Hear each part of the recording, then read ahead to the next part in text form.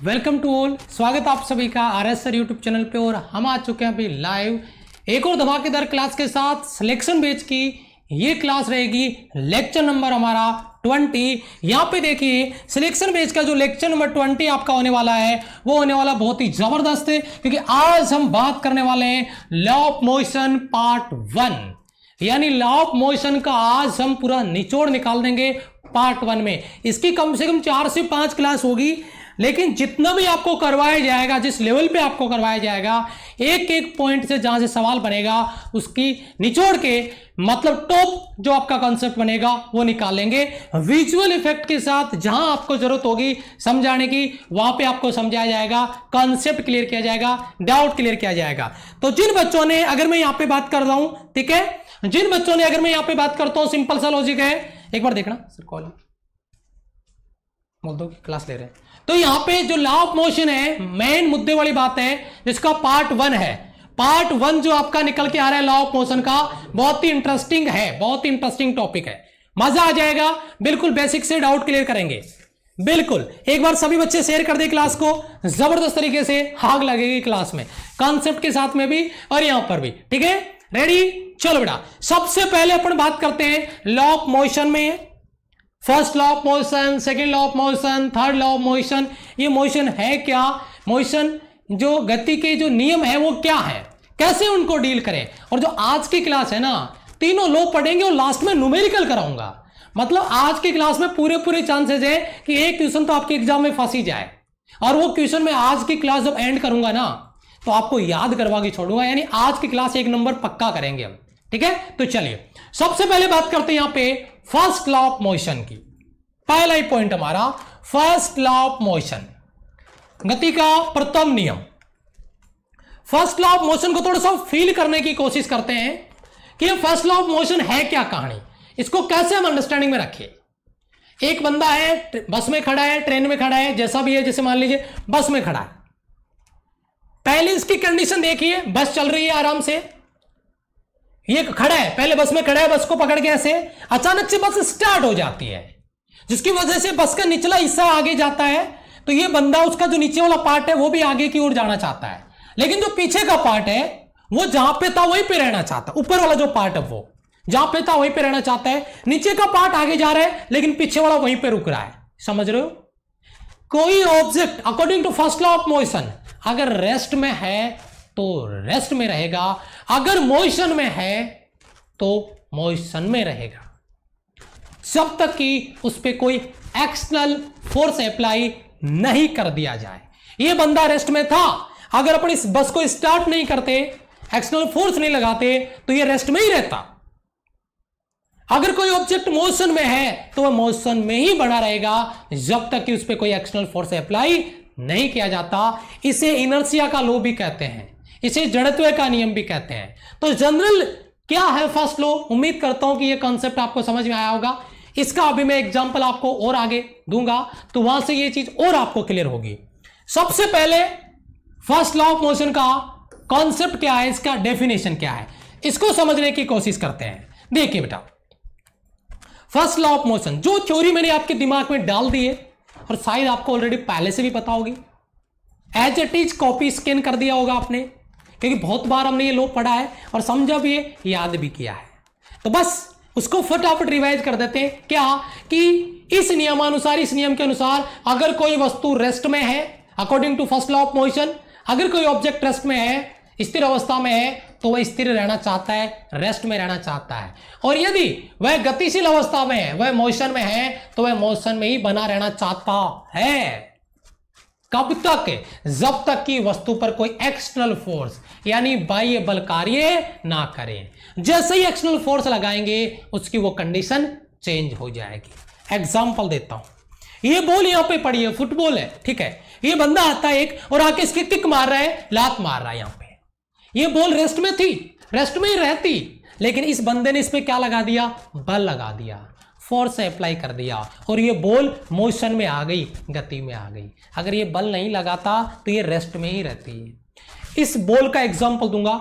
ये मान लो एक बॉल है जो यहां पे हमने इसको हिट किया है और बॉल आगे की तरफ जा रही है, ग्राउंड पे दौड़ती जा रही है, दौड़े जा रही है, बाउंड्री की तरफ जा रही है, समझ रहे हो मेरी बात, है ना, ग्राउंड के साथ में, तो बाउंड्री की तरफ दौड़े जा रही है। जब तक कोई फील्डर आके इसको रोकना नहीं चाहता या रोक लेता नहीं, तब तक ये यूं ही मोशन में आगे बढ़ती रहेगी, क्योंकि मोशन में है। ये गति दिख रही है आपको, ऐसा लग रहा है जैसे हवा पीछे की तरफ जा रही है, ये वाली लाइन दिख रही है, और ये एरो मतलब ये आगे बढ़ रही है, बस ये मूव नहीं करती हुई आपको दिख रही, क्योंकि इसमें शायद कुछ टेक्निकल फॉल्ट है। इसकी तरह ये मोशन करता हुआ दिखना चाहिए था, लेकिन इसमें कुछ प्रॉब्लम है, इसलिए नहीं हो पा रहा, पता नहीं क्या इश्यू आया। तो कई बार कुछ इमेजेस होती हैं, जो इस तरह वीडियोज होते हैं, जो काम नहीं करते हैं। तो देखो यहां पे ये आगे की तरफ बढ़ रहा है, ये आगे की तरफ चलता रहेगा जब तक इसको कोई रोक नहीं लेता, एक्सटर्नल फोर्स अप्लाई नहीं कर देता। यही हमारा है फर्स्ट लॉ ऑफ मोशन। मेरे हिसाब से डाउट सभी बच्चों का क्लियर हो गया है। एक बार सभी बच्चे क्लास को शेयर कर देंगे, कमेंट सेक्शन में जय हिंद लिख देंगे, क्योंकि मैंने कहा है कि आज 1 नंबर पक्का करेंगे, लास्ट में प्रैक्टिस भी कराऊंगा, पहले पूरा कॉन्सेप्ट करवाने के बाद, और एक एक कॉन्सेप्ट से एक एक लाइन से सवाल बना के आपको तैयार करवा के दूंगा, याद कराऊंगा क्लास में ही। अभी नोट्स वगैरह कुछ नहीं करना है, पूरा फोकस क्लास पे, अंडरस्टैंडिंग पे डालना है। चलो जी, तो हमने इसका डेफिनेशन देख लिया, कॉन्सेप्ट समझ लिया कि क्या कहना चाहते हैं, कि कॉन्सेप्ट अपने दिमाग में आ गया है, तो भी आगे बढ़ते हैं। देखिए 1 बाय 1 पहला हमारा एक स्पेशल पॉइंट जो हमें क्या कहता है, यह है जड़त्व का नियम भी कहलाता है, इसे लॉ ऑफ इनर्शिया भी कहते हैं, इसे जड़त्व का नियम भी कहते हैं, क्योंकि जड़त्व किसी वस्तु का वह गुण है जिससे वह अवस्था परिवर्तन का विरोध करता है, स्टेट चेंज का अपोज करता है। वस्तु रेस्ट में है, रेस्ट में ही रहना चाहती है, कोई धक्का लगाए तो भाई वो एक्सटर्नल फोर्स है। यानी लॉ ऑफ इनर्शिया को फॉलो करता है आपका first law of motion, inertia. ठीक है, ये कह सकते हैं कि inertia he first law of motion है, या first law of motion inertia के रूप में डिफाइन होता है, ऐसे कह सकते हैं। तो ये मेरा पहला पॉइंट आपको इनर्शिया को रिलेट करता है फर्स्ट लॉ ऑफ मोशन के साथ में। जय हिंद बेटा, गुड मॉर्निंग, नमस्ते नमस्ते, क्या बात है। चलो दूसरा पॉइंट आपका स्क्रीन पर क्या है, सेकंड पॉइंट देखिए। मैं बता रहा हूं एक एक पॉइंट से एक एक सवाल तैयार करूंगा, बस आप एक बार अंडरस्टैंडिंग अपनी स्क्रीन पे बनाए रखिए, एक एक पॉइंट क्लियर कराऊंगा। दूसरा पॉइंट क्या है कि जब बल किसी वस्तु की स्थानांतरीय गति में, यानी यहां पे मोशन हो रहा है, ट्रांसलेटरी मोशन हो रहा है, स्थानांतरीय गति में परिवर्तन करने के लिए, ट्रांसलेटरी मोशन में चेंज करने के लिए आवश्यक कारक है। क्या बात कर रहे हो, यस, जो फोर्स हम लगा रहे हैं वो उसके ट्रांसलेटरी मोशन में चेंज करने के लिए रिक्वायरमेंट फैक्टर है, आवश्यक घटक है, कारक है। क्योंकि अगर कोई ऑब्जेक्ट है, अगर बॉल मोशन कर रही है, बॉल गति में, आपको उसको रोकना है, तो उसके लिए क्या रिक्वायरमेंट होगी, उस पर एक्सटर्नल फोर्स की रिक्वायरमेंट होगी। यानी ये कह रहे हैं कि जो फोर्स है, जो बल है, नोट करना मेरी बात को, फील करना, समझना, कि जो फोर्स है वो किसी भी वस्तु की जो ट्रांसलेटरी मोशन है, स्थानांतरीय गति है, उसमें परिवर्तन करने के लिए, उसमें चेंज करने के लिए, उसको बदलने के लिए, उसका पथ बदलने के लिए, उसको रोकने के लिए, उसको चेंज करने के लिए रिक्वायरमेंट फैक्टर क्या है, फोर्स है।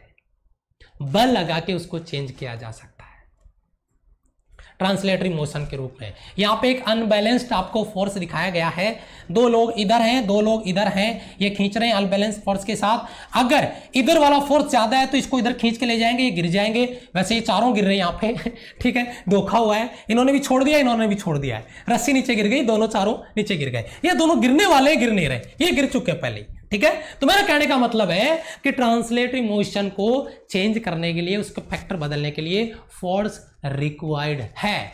इसका मतलब यह है जो आपका स्क्रीन पर है, क्या, ये देखो तीसरा पॉइंट, यानी फर्स्ट लॉ ऑफ मोशन, गति का पहला नियम। सवाल तैयार हो गया, फेवरेट क्वेश्चन होगा आपका, एग्जामिनर का भी फेवरेट क्वेश्चन हुआ करता था, हो सकता है आगे भी, क्योंकि अभी पुराना नहीं हुआ है, या कभी फिजिक्स चेंज नहीं होती है, सवाल वही रहते हैं, कॉन्सेप्ट वही रहते हैं, उनको घुमा फिरा दिया जाता है।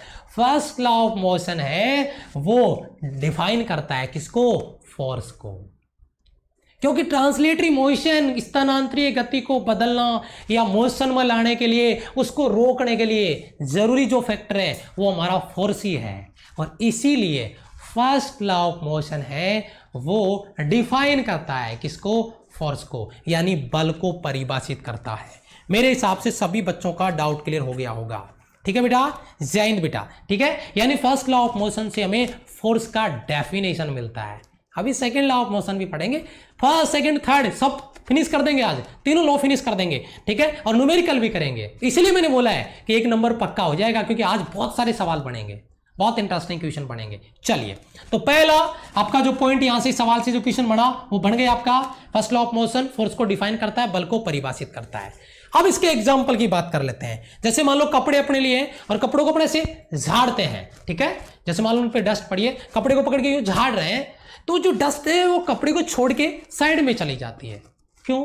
क्योंकि जब कपड़े को आपने यूं लिया तो डस्ट कपड़े के साथ में थी, झटका मारा तो झटके के साथ कपड़ा तो साइड में आ गया, लेकिन जो डस्ट पार्टिकल थे, जो मिट्टी के कण थे, वो वहीं रहना चाहते थे, वो वहीं रह गए और कपड़ा झटके से साइड में आ गया, फिर डस्ट पार्टिकल नीचे गिर जाएंगे। समझ रहे हो मेरी बात? ये फर्स्ट लॉ ऑफ मोशन का एग्जाम्पल आपका, कपड़े को झाड़कर धूल मिट्टी को साफ करना, उसको अलग करना, पहला एग्जाम्पल। सेकंड एग्जाम्पल आपका, जिसका मैंने अभी डायग्राम आपको भाई साहब को बताया था, जो ये खड़े थे है ना बस में, और अचानक से बस स्टार्ट हो गई, तो उसके नीचे से नीचे वाला जो हिस्सा था, फर्श था बस का, और उसके जो पैर थे वो आगे की तरफ चले जाते हैं, लेकिन उसका बॉडी का ऊपरी पार्ट वहीं पे रहना चाहता है, तो वो रेस्ट में रहना चाहता है, पीछे की तरफ गिर जाता है या गिरने का चांसेज है उसके पूरे। ठीक है, तो यही बात बताई जा रही है। चलती हुई गाड़ी में अचानक से ब्रेक लग जाए, गाड़ी चल रही है, हम आराम से बैठे, अचानक से ब्रेक लगे तो हम गाड़ी के साथ में आगे जाना चाहते हैं, तो निचले वाला हिस्सा अपना वो तो सीट के साथ स्थिर हो जाता है, क्योंकि बस स्थिर हो गई या रुक गई, लेकिन ऊपरी जो पार्ट है हमारा जो फ्री था पहले, वो आगे की तरफ जाना चाहता है, और हम आगे की तरफ झुक जाते हैं, एकदम से गिर भी जाते हैं कई बार। ठीक है, यस।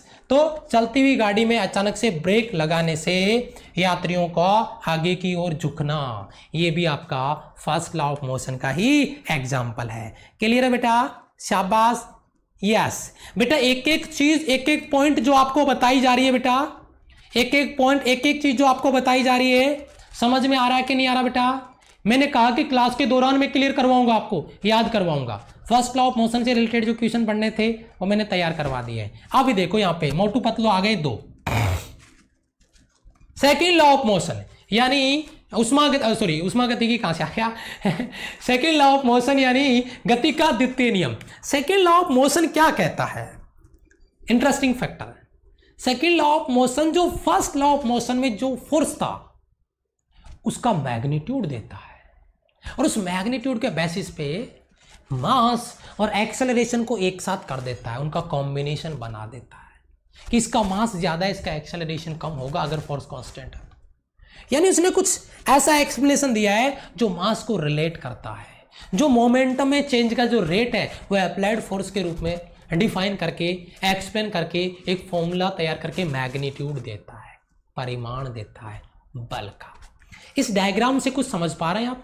ये पिताजी हैं, है ना, ये उनकी लड़की चिंकी है ना, पतली सी छोटी सी, है ना, और ये भाई साहब इसका आलू बेटा है ना, ये आलू बेटा है इसका, दोनों के बीच में खड़े हैं, दोनों को झुला झुला रहे हैं। जरा गौर से देखना, पिताजी जो जोर लगा रहे हैं, बल लगा रहे हैं, वो इस पे बल लगा रहे हैं, तो चिंकी देखो कितना तेजी के साथ आगे पीछे हो रही है, समझ रहे होंगे आप। और आलू बेटा देखो हल्का सा थोड़ा सा हिलता है, वापस वहीं पहुंच जाता है, थोड़ा सा हिलता है, वापस वहीं पहुंच जाता है। समझ रहे हो मेरी बात? दोनों पे अप्लाइड फोर्स बराबर था, पिताजी ने बराबर बल लगाया, लेकिन इसका मास कम था, तो देखा आपने मोशन कितना ज्यादा हो रहा है।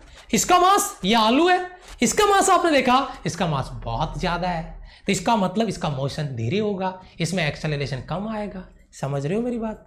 क्योंकि जब फोर्स कांस्टेंट हो जाता है बेटा, आपको इतनी चीज तो पता होगी कि F बराबर एम ए, अगर फोर्स कांस्टेंट होता है तो बेटा ए इनवर्सली प्रोपोर्शनल किसके होता है? मास के। अभी तो मैं डायग्राम समझा रहा हूं, अभी तो पूरा ये तो ट्रेलर है, मूवी पूरा आगे बाकी है, समझो आप इसको, अंडरस्टैंडिंग में लेके आओ कि एक्चुअल में होता कैसे है। तो यहाँ पे मास कम था, इसका मोशन आप देख पा रहे होंगे, ये देखिए, और इसका मास ज्यादा है। अब इसका मोशन आप देख लीजिएगा क्या हाल है, कोई मोशन करता ही नहीं, हल्का सा करता है और वापस वहीं पे जाके रुक जाता है। ठीक है बेटा, क्लियर है यहां से? Okay, yes. अब आगे चलते हैं। अब इसको फील किया हमने कि एक्चुअल में सेकेंड लॉ ऑफ मोशन है क्या। अब इसका फॉर्मूला, इसका डेरिवेशन, इसका थ्योरी वो समझते हैं।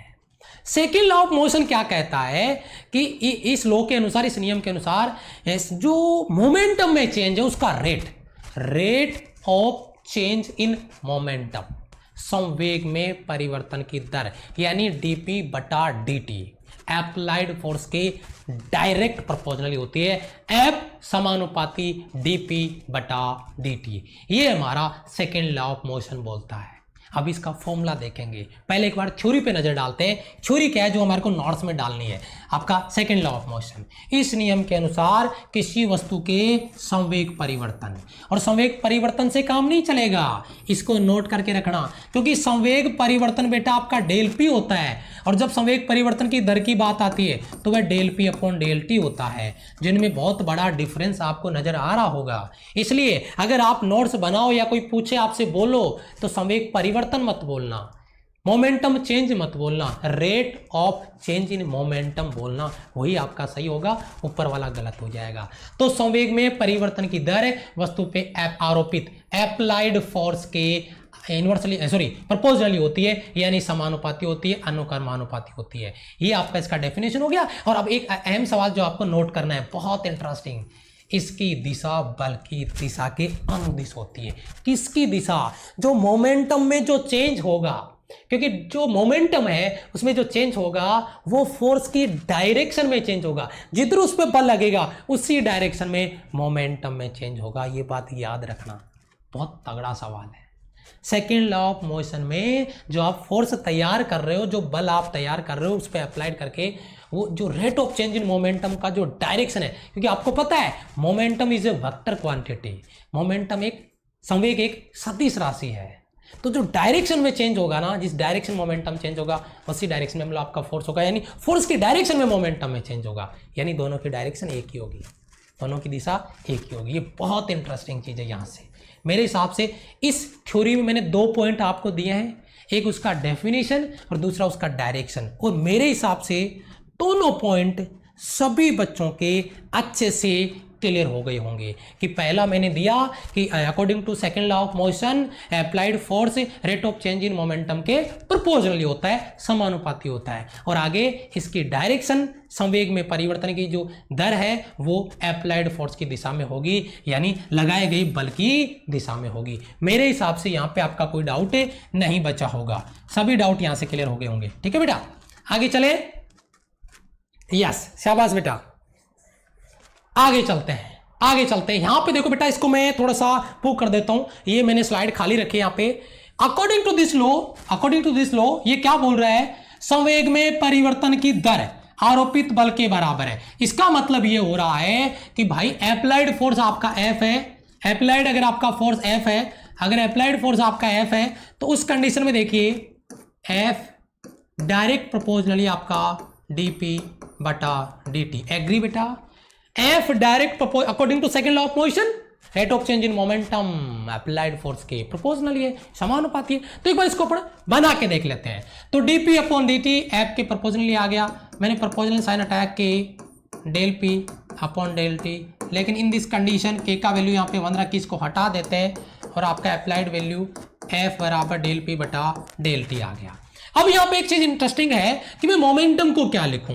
अगर मैं मोमेंटम को लिखूं तो बेटा मैं इधर साइड में लिख देता हूं आपको कि आपका जैसे मैंने क्या लिखा डेल पी को मैंने लिखा m और डेल v, यानी मैंने मास को कांस्टेंट रखा, वेलोसिटी को चेंज कर दिया, तो मैंने लिखा m डेल v बटा डेल t। ठीक है बेटा? यस। तो बेटा f बराबर क्या हो जाएगा आपका m, आपको कुछ नजर आ रहा है बेटा? कुछ दिख रहा है आपको इधर से?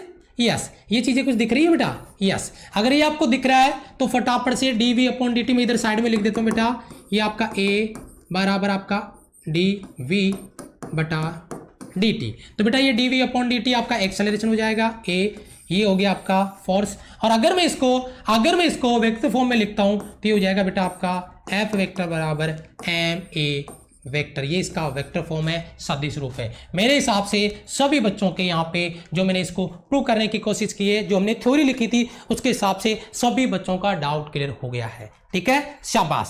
325 बच्चों की प्रेजेंट लगाइए, बहुत ही बढ़िया, thank you so much, love you all. एक एक पॉइंट पे फोकस करिए, समझने की पूरी कोशिश करिए, क्योंकि यहाँ पे अगर क्लास में आए हो ना तो बहुत कुछ सीख के आप जाओगे। तो ये आपका यहाँ से कॉन्सेप्ट क्लियर हो गया है, मतलब वेक्टर फॉर्म में लिख दिया है, फॉर्मूला बना दिया है और ये आपका कर दिया है। मास चेंज होगा, मास चेंज वाला कॉन्सेप्ट भी मैं अभी आपको आगे बताने वाला हूं, वो भी आपको आगे स्लाइड में मिलने वाला है। यहां तक आई होप समझ में आ गया होगा। ये मैंने यहां पर लिख भी रखा है, ये आपका वेक्टर फॉर्म में देखो यहाँ पे, और ये आपका नॉर्मल नॉर्मल फॉर्म F बराबर ma, पापा बराबर मम्मा। याद करने के लिए बोला था मैंने, पापा बराबर मम्मा, है ना, बराबर चलती है ना दादागिरी घर में पापा मम्मी की, है ना। जब पापा मम्मी नहीं होते हैं तो तुम खुद नेता बन जाते होंगे फिर, है ना। अगर आप बड़े हो तो फिर छोटे भाइयों पे आदेश करते होंगे, पानी का बोतल ला भाई इधर, जूस बड़ा, है ना, करते हो ना नेतागिरी घर में। वैसे ही तो पहले पापा मम्मी की नेतागिरी चलेगी बराबर बराबर घर में, और उसके बाद में फिर जब वो नहीं होंगे ना तो फिर आपकी नेतागिरी, ठीक है। तो ये बराबर ma आपका कॉन्सेप्ट क्लियर हो गया। अब यहां से कुछ इसके स्पेशल पॉइंट देखते हैं, अब इसके कुछ स्पेशल पॉइंट देखते हैं, और लास्ट में भी इसका प्रैक्टिस भी करेंगे। अभी जो कॉन्सेप्ट क्लियर करवा रहा हूं ना उनका प्रैक्टिस भी कराऊंगा। आज की क्लास बहुत धमाकेदार होने वाली है बेटा। देखिए, बल एक सदिश राशि, वाह great. Force is a vector quantity जिसका मात्रक न्यूटन, बहुत बढ़िया बात है, सबको पता है, या केजी इंटू मीटर पर सेकंड स्क्वायर। भाई इधर से देख लो ना, बना के देख लो। अगर आपको याद नहीं रहता, मेरे हिसाब से ऐसा कोई बच्चा होगा जिसको याद नहीं होता होगा, बाकी यार याद होगा सभी को। F बराबर m, एक का वैल्यू क्या है, मीटर प्रति सेकंड स्क्वायर। तो बेटा ये आपका मास है, इसको मैं केजी में लिख देता हूँ, कंफ्यूजन खत्म। केजी इंटू मीटर पर सेकंड स्क्वायर, ये तो लिखा है यहाँ पे, केजी इंटू मीटर पर सेकंड स्क्वायर एम केस पद्धति में। और अगर अपन बात करते हैं, ओहो सर जी डाइन आया, डाइन सीजीएस में है बेटा, डाइन आपका सीजीएस में। और अगर सीजीएस में इसको और लिखते हैं तो बेटा केजी को लिखो ग्राम में, मीटर को लिखो सेंटीमीटर में, सेकंड को सेकंड में लिखना पड़ेगा। ये आपका सीजीएस में ग्राम इंटू सेंटीमीटर बटा सेकंड स्क्वायर। जो केजी इंटू मीटर बटा सेकंड स्क्वायर था उसको ग्राम इंटू सेंटीमीटर बटा सेकंड स्क्वायर लिख दिया। ये आपका सीजीएस में भी आ गया। तो मेरे हिसाब से यूनिट वगैरह में आपका बहुत बड़ा कोई डाउट यहां से आपका नहीं बचेगा। चलो अभी आगे आते हैं। आगे देखो इसकी डायमेंशन। अब डायमेंशन बनाना बड़ा आसान है बेटा, डायमेंशन भी आप बना के याद कर लो या डायरेक्ट, मेरे हिसाब से डायरेक्ट याद होनी चाहिए, बाकी यार आपकी मर्जी है। डायरेक्ट आप याद करोगे m1 L1 T-2। कैसे बेटा, मास के लिए m1 आ गया और एक्सेलरेशन के लिए L1 T-2 होता है। तो बेटा फोर्स की डायमेंशन डायरेक्ट आपको याद होनी चाहिए, m1 L1 T-2। और मेरे मैक्सिमम सोल्जर ऐसे होंगे क्लास में 400 कितने बच्चे, 70 बच्चे मुझे दिखाई दे रहे हैं। 470 के 470 बच्चों को डायमेंशन और इसका यूनिट क्लियर होगा, क्योंकि मैं नहीं चाहता कि कोई भी बच्चा ऐसा मेरी क्लास में होगा अभी जिसको मात्रक बीमा भी नहीं पता होगा। इतनी नॉर्मल चीजें तो आपको अच्छे से क्लियर होगी, ठीक है। चलिए उसके बाद में तीसरा पॉइंट आपका क्या आता है, गति का द्वितीय नियम, बल का परिमाण। आ गई ना बात, बहुत इंटरेस्टिंग। वह मात्रक या मात्रा जिसको कह सकते हैं, मात्रा बता देता है, मात्रक बता देता है, मतलब उसका मैग्नीट्यूड परिमाण बता देता है। ये मात्रा का मतलब है मात्रा, इसको कह के उठा दो, परिमाण उसका बता देता है। यानी सीधी सी बात है, बल का परिमाण, magnitude of force. First law of motion force को डिफाइन करता है और second law of motion force का मैग्नीट्यूड देता है, उसका परिमाण देता है, उसकी मात्रा देता है। ये आपका बहुत इंटरेस्टिंग है, मेरे हिसाब से आपका पॉइंट यहां से क्लियर हो गया होगा। अब यहां पे देखिए चौथा पॉइंट आपका जो बहुत ही जबरदस्त है, यहां से न्यूमेरिकल आपको मिलता है। यहां पे जब अपन रॉकेट की बात करेंगे ना, रॉकेट इंजन की बात करेंगे, तो यहां से एक सवाल बनेगा जिसकी बात अपन आगे करने वाले हैं। वर्क एनर्जी पावर वाले कॉन्सेप्ट में करूंगा मैं, जब वर्क एनर्जी पावर पढ़ाऊंगा उसमें। लेकिन अभी इसकी बात करूंगा तो वहां पे पूरी कहानी फिनिश, ये भी निपटा देंगे इसको। क्या कॉन्सेप्ट है समझिए, अगर मास m कांस्टेंट नहीं होता है, सर इसका क्या लॉजिक है, अभी पीछे बताया नहीं मैंने, क्या बताया, चलो मैं याद दिलाता हूं। मैंने बेटा इसको यहां पे डिराइव किया था, तो मैंने इस मोमेंटम का वैल्यू क्या रखा था, कुछ याद आ रहा बेटा? मैंने मोमेंटम का वैल्यू क्या रखा था, डेल पी बराबर m डेल v। यानी मैंने वेलोसिटी चेंज किया, मैंने m को डेल m नहीं लिखा, मैंने मास चेंज नहीं किया, यहां पे मास कांस्टेंट था। अब क्या कह रहा है ये कि अगर मास कांस्टेंट नहीं हो तो क्या हो, यानी अगर मास कांस्टेंट नहीं हो तो क्या होगा, तो भाई f वेक्टर बराबर dp वेक्टर बटा dt। तो मैंने dp की जगह mv वेक्टर लिख दिया। अब इसको मुझे v के साथ भी डिफरेंशिएट करना है और m के साथ भी डिफरेंशिएट करना है। तो पहले मैंने v के साथ किया तो m आगे आ गया m dv अपॉन dt, फिर मैंने m के साथ किया तो v आगे आ गया dm बटा dt। ये लॉजिक आपको समझ में आएगा, बहुत ही इंटरेस्टिंग सवाल है जब मास कांस्टेंट नहीं होता है। जब अपन बात करेंगे रॉकेट प्रक्षेपण की, रॉकेट नोदन पढ़ेंगे ना आगे वर्क एनर्जी पावर में, वहां पे समझना, क्योंकि वहां पे जो रॉकेट होता है उसमें जो गैस निकल रही होती है वो ईंधन की खपत से बाहर निकलती है, और जब ईंधन उसका जो फ्यूल है उसकी मात्रा कम होती है तो वहां पे मास कांस्टेंट नहीं रहता है। वर्क एनर्जी पावर में कराऊंगा इसको बहुत डिटेल से। तो इसीलिए मास कांस्टेंट नहीं रहता है तो उसमें ये कंडीशन लगाई जाती है उस पर, ठीक है। रॉकेट प्रक्षेपण में ईंधन का द्रव्यमान समय के साथ साथ परिवर्तित होता रहता है। देखो आगे ना बात, ईंधन जो है जो फ्यूल है, वो जो मास है, उसका समय के साथ साथ लगातार चेंज होना, बदलना, जिसकी वजह से लगातार ईंधन फ्यूल के रूप में खर्च हो रहा है, वहाँ पे मास में कमी आ रही है, द्रव्यमान घट रहा है, तो वहाँ पे मास कांस्टेंट नहीं रहता है। मेरे हिसाब से किसी भी बच्चे को यहाँ से कोई डाउट नहीं बचना चाहिए। ठीक है बेटा, ओके, चलो आगे बढ़ते हैं। अब आ जाओ, क्या बात कर रहे हो sir, third law of motion बहुत इंटरेस्टिंग है, जरा एक बार डायग्राम को समझ लो, कहानी क्लियर हो जाएगी।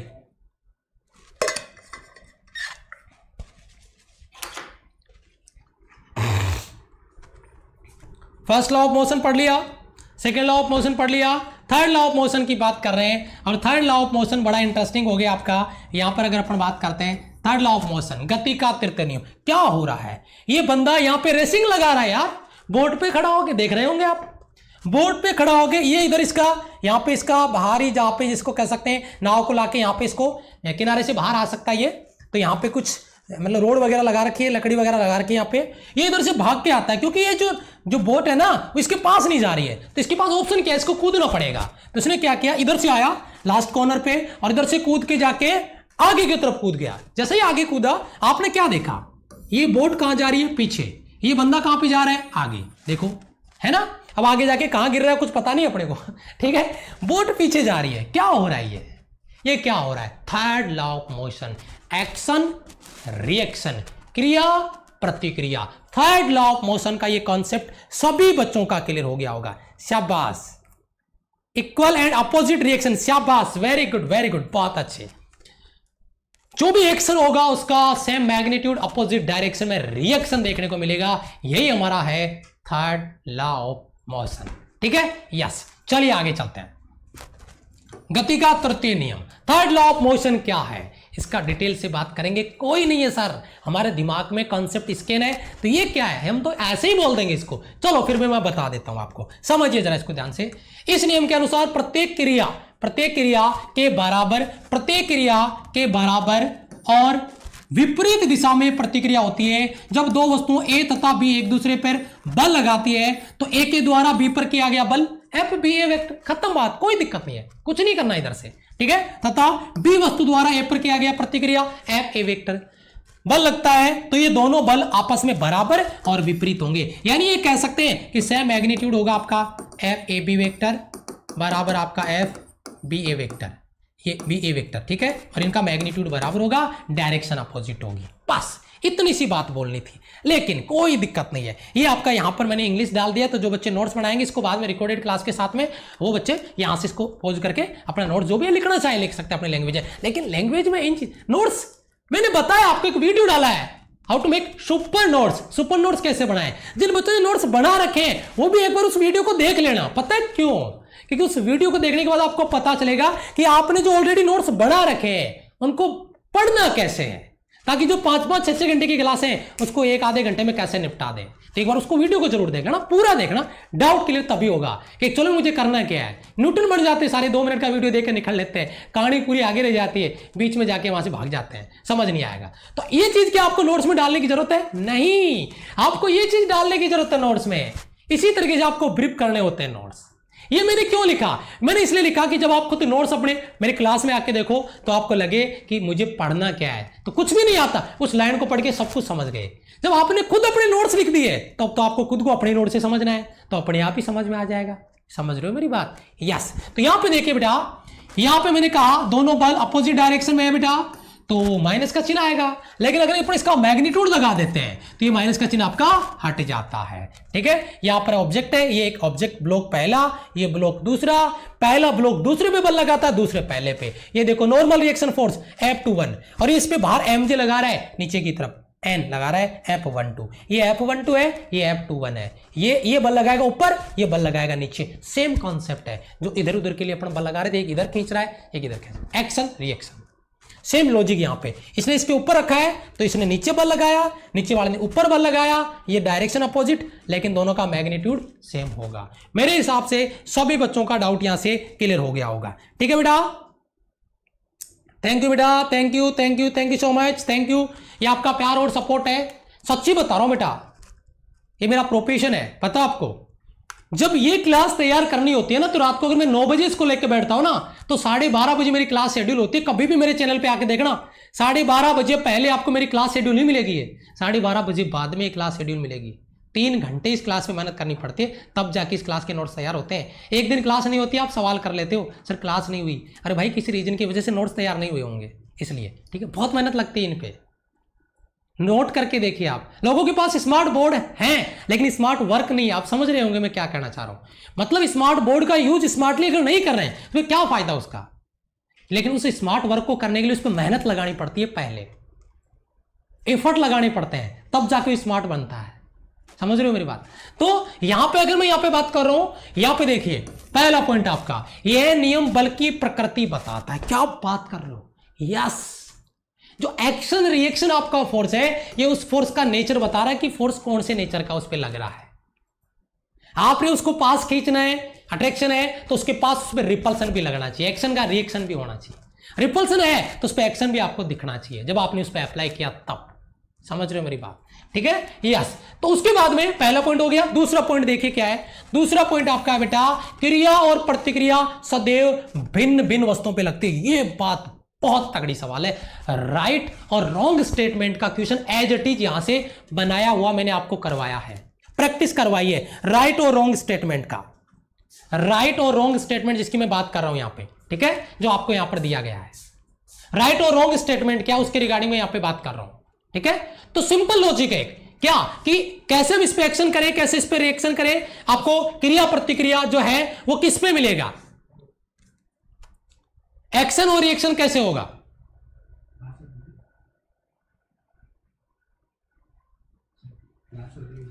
क्लास में हो, थोड़ी देर बाद में बात करना, 15 मिनट बाद में, ठीक है, यस। तो क्रिया प्रतिक्रिया, क्रिया और प्रतिक्रिया की अगर अपन यहां पे बात करते हैं, यानी एक पे अगर एक्शन होगा तो दूसरे पे रिएक्शन होगा। एक बार करके देखिए ना, करके देखिए एक बार। अगर इसको ऐसा करते हैं तो भाई इसने एक्शन किया है तो इधर भी रिएक्शन होता है, दर्द तो होता है, पता है मुझे, क्योंकि मैंने 10 साल पढ़ाते हो गए, शुरू के 1-2 साल मैं भी बच्चों की खूब पिटाई करता था, फिर बाद में समझ में आया है ना। बच्चों को मारता तो मेरे को भी लग जाती थी कई बार, है ना। तो मैं सोचता था कि यार मारने से बच्चे नहीं पढ़ते हैं। उसके बाद में इतना मेरा मतलब 10 साल का कैरियर हो गया, मैं 2-3 साल के बाद में, और अभी पिछले 3-4 साल से तो बिल्कुल नहीं। मतलब इस चीज को मैंने अंडरस्टैंड कर लिया कि बच्चे प्यार से पढ़ सकते हैं, मारने से नहीं पढ़ेंगे वो, क्योंकि उनके समझ नहीं आएगा मारने से, उसको प्यार से समझा नहीं समझ में आएगा। समझ रहे हो मेरी बात, यस। तो यहां पे अगर अपन एक्शन करते हैं तो रिएक्शन देखने को मिलता है, यानी एक्शन किया तो रिएक्शन होगा। तो वो एक ऑब्जेक्ट पे नहीं होता है, आपने इस पे एक्शन किया, इधर आपने एक्शन किया तो इसने आप पे रिएक्शन किया वापस से। एक ऑब्जेक्ट पे एक्शन रिएक्शन नहीं होता। ये बहुत इंटरेस्टिंग सवाल है भैया, बहुत इंटरेस्टिंग सवाल है, यहां से याद रखिएगा मेरी इस बात को, ठीक है। मेरे हिसाब से समझ में आ गया होगा। अगला सवाल यहां पे देखिए, इंपल्स आवेग। ओ माय गॉड सर क्या कॉन्सेप्ट बनेगा, इंपल्स आवेग। अरे बेटा किसी वस्तु पे अपने फोर्स लगाया, किसी वस्तु पे अपने फोर्स लगाया, ठीक है, समझ रहे होंगे। वो फोर्स जो हमने उस पे लगाया और वो फोर्स हमने कितने टाइम तक लगाया, समझ रहे मेरी बात, दोनों का मल्टीप्लाई इंपल्स आवेग कहलाता है। क्यों ये आवेग क्यों पढ़ रहे हैं हम, अरे भाई मेरे, हम सेकंड लॉ ऑफ मोशन पढ़ रहे हैं जिसमें हमने मोमेंटम की बात किया, और मोमेंटम की बात करें और इंपल्स को भूल जाए, आवेग को भूल जाए, जुड़वा कॉपी पेस्ट, पता है ना आपको, आवेग संवेग विमाएं बराबर होती है, फेमस क्वेश्चन है ये भी। तो मैं क्या कह रहा हूं कि हम इंपल्स की बात करेंगे, आवेग की बात करेंगे कि किसी ऑब्जेक्ट पे जो फोर्स लगाया जा रहा है वो फोर्स से कितना फोर्स कितने टाइम तक लगाया जाता है। अगर उन दोनों का मल्टीप्लाई कर दिया जाए, अगर उन दोनों का गुणा कर दिया जाए, तो इसका मतलब ये हो रहा है कि वहां पे इंपल्स होगा, आवेग होगा, जिसके रिगार्डिंग मैं यहां पे बातें कर रहा हूं। तो देखिए बेटा, यदि किसी वस्तु पे बल F लगता है, अल्प समय के लिए लगता है, बहुत ही छोटे टाइम इंटरवल के लिए लगता है, तो भाई डेल टी के लिए तो आरोपित किया जाए तो बल F और डेल टी का गुणनफल मल्टीप्लाई इंपल्स कहलाता है, आवेग कहलाता है। मेरे हिसाब से सभी बच्चों को, सभी सोल्जर्स को यह फॉर्मूला ऑलरेडी बहुत पहले से क्लियर होगा। शाबाश, कोई भी डाउट नहीं बच रहा होगा किसी भी बच्चे का, ठीक है बेटा, यस, ओके बेटा। एक्शन रिएक्शन, आवेग संवेग, एक बार सभी बच्चों के कमेंट चाहूंगा।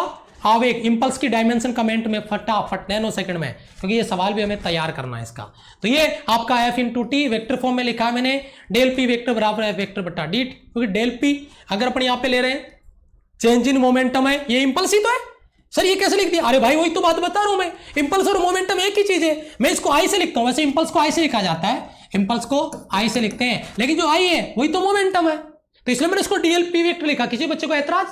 कंफ्यूज होने की कोई जरूरत नहीं है बेटा, कंफ्यूज होने की कोई जरूरत नहीं है इधर से, ठीक है, यस, कंफ्यूज होने की कोई जरूरत नहीं है।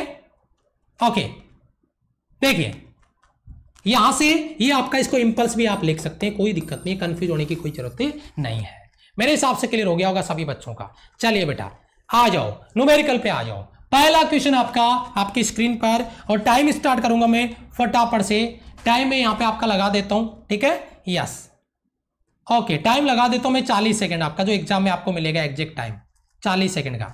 जल्दी सॉल्व करें बेटा, जल्दी सॉल्व करें इसको, जल्दी सॉल्व करें बेटा फटाफट। देखो कितने सारे बच्चों ने लिख दी विमा, इतनी लेट कमेंट आते हैं। देखो अब आपकी विमा आ रही है, अब आपकी विमा आ रही है, इतना लेट आता है आपका। यस, जल्दी आंसर करें बेटा, क्वेश्चन को सॉल्व करें फटाफट से, शाबाश, बहुत बढ़िया।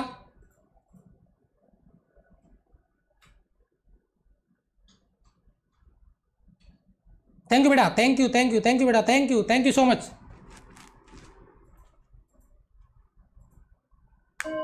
शाबाश, टाइम अप हो गया बेटा, टाइम अप हो गया आपका। अभी तक बच्चों के कमेंट नहीं आए मेरे पास, अभी तक बच्चों के कमेंट नहीं आए मेरे पास, शायद क्वेश्चन पूरा नहीं दिख रहा था, मैं साइड में हो जाता हूं थोड़ा सा, ठीक है।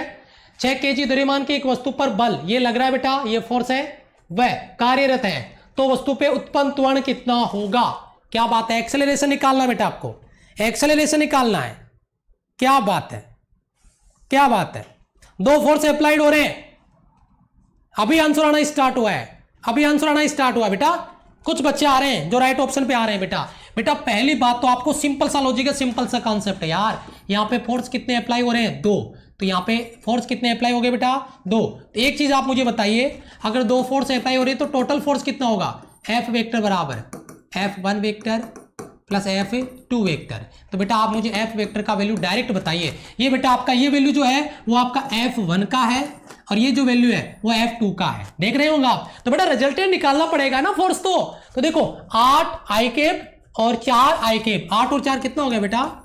12 आई कैप, प्लस ये कितना है बेटा? जे कैप कितना है? 10 जे कैप और 8 जे कैप, 10 और 8 18 जे कैप। अगर आपको पता है, अगर अपन यहाँ पे निकालते हैं F वेक्टर बराबर M A वेक्टर, ठीक है, तो अगर अपन को यहाँ एक्सेलरेशन निकालना बेटा, यस एक्सेलरेशन निकालना ना, ओके, तो बेटा A वेक्टर इक्वल टू क्या हो गया? सबको पता है F वेक्टर बटा M। F का वैल्यू आपके पास है 12 आई कैप प्लस 18 जे कैप, अपॉन में मास कितना है बेटा? 6 kg।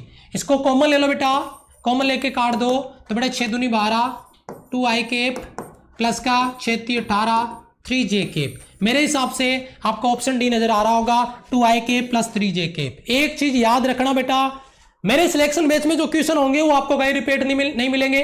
जो डीपीपी सीरीज में क्वेश्चन होंगे न्यूमेरिकल होंगे, कॉन्सेप्ट के क्वेश्चन तो एज इट इज रहते हैं, उनमें क्या चेंज होता है, लेकिन जो न्यूमेरिकल होते हैं वो आपको कहीं रिपीट नहीं मिलेंगे, ये बात याद रखना। ये दोनों सीरीज के क्वेश्चन आपको अलग ही मिलेंगे, बहुत ज्यादा हेल्प होगी। और एक जो टॉपिक होता है लॉ ऑफ मोशन, इसके 20 क्वेश्चन हो जाएंगे 4 क्लासें होते होते, कम से कम 20 क्वेश्चन क्लास के साथ में, तो कॉन्फिडेंस आएगा, नए क्वेश्चन मिलेंगे आपको, लेकिन प्रैक्टिस तो आपको करना पड़ेगा। बहुत अच्छा क्वेश्चन था, लेकिन उतना रेस्पॉन्स नहीं आया जितना आना चाहिए था, ठीक है बेटा, मस्त क्वेश्चन था। एक बार कमेंट में आपका एग्रीमेंट चाहूंगा मैं, और लाइक बटन पे आपका प्रेजेंट चाहूंगा, ठीक है। नहीं नहीं नहीं नहीं, ये कह रहा है 6 kg द्रव्यमान की एक वस्तु पे 2 बल कार्यरत हैं। बेटा अपोजिट हो, सेम डायरेक्शन हो, इसका तो कोई मतलब ही नहीं उठता, कोई मतलब ही नहीं है। क्यों? क्योंकि बेटा ये तो ऑलरेडी वेक्टर फॉर्म में है, प्लस में हमने जोड़ दिया। अगर माइनस होता ना यहाँ पे, जैसे ये 8 जे कैप माइनस का होता, तो 10 - 8 हम यहाँ पे 2 जे कैप लिखते।